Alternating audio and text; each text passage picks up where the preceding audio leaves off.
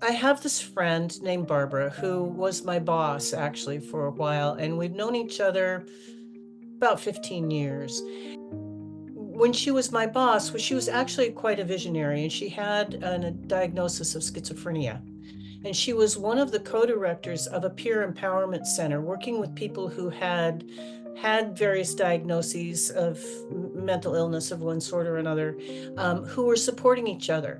And she was this visionary who came up with this idea that it would be really comforting for people who were in the emergency room being evaluated for psychiatric holds to have somebody who had been through it to sit there with them and comfort them and let them know that they were going to be okay, and all of that. So she started this this visionary program, and I got to be she hired me to be the coordinator for it. And so I worked with the crisis team, who were mental health professionals, and worked with them, and also worked with the team of peer supporters who we did training. I did training for them, scenarios and so on. It was an incredible program. Well, Barbara and I became very, very close through this whole process. And after she left, I left the area. I live quite a ways away.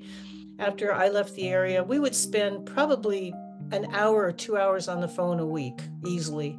And a lot of it was because she would have go through periods of time where she had voices that were really torturing her. And when she and I would speak on the phone, they would leave her alone. And we had these beautiful conversations.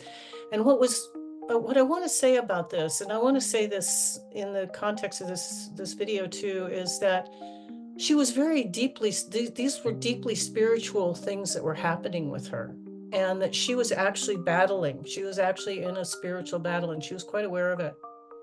So it was wonderful to support her. Well, she got to the point where she was losing her eyesight. She was becoming incontinent. She was having all kinds of problems and had to move out of her home and into a care facility.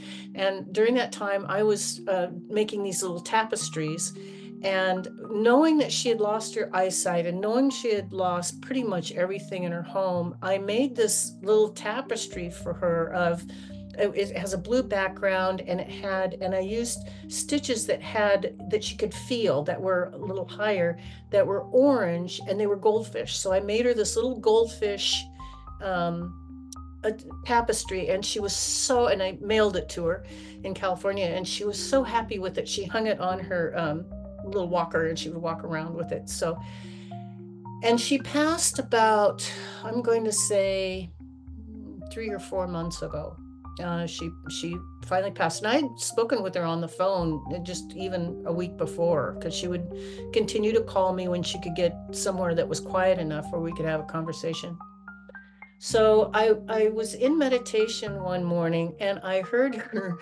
I don't, in meditation, I don't hear people speaking in their own voices usually, but I heard her in her cadence, "How are you?" Because she always say that when she'd answer, "How are you?"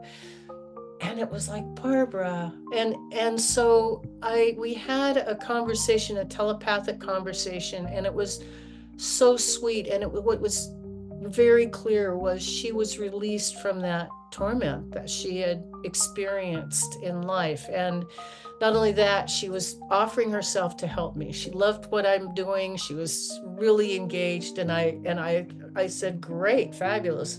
I look forward to your help." But I said, and then telepathically, of course, I'm communicating with her. And I said, "But the thing is, I want to make sure I'm not making this up. So help me out here. I really don't want to be making this up." So I got the impression of goldfish, but I wasn't sure exactly what she was. I mean, I didn't hear that in her words. And the following day, I took my dog and I went to my favorite place. There's this beautiful beach that I like to walk, and I used to live by that beach. And so I took my dog there, and I was walking on the beach, took off my shoes, and when I sat down on a piece of driftwood to put my shoes back on, I looked over and I saw this agate. And I picked it up, and it is full of little goldfish. It has the same colors as were in the tapestry that I sent her.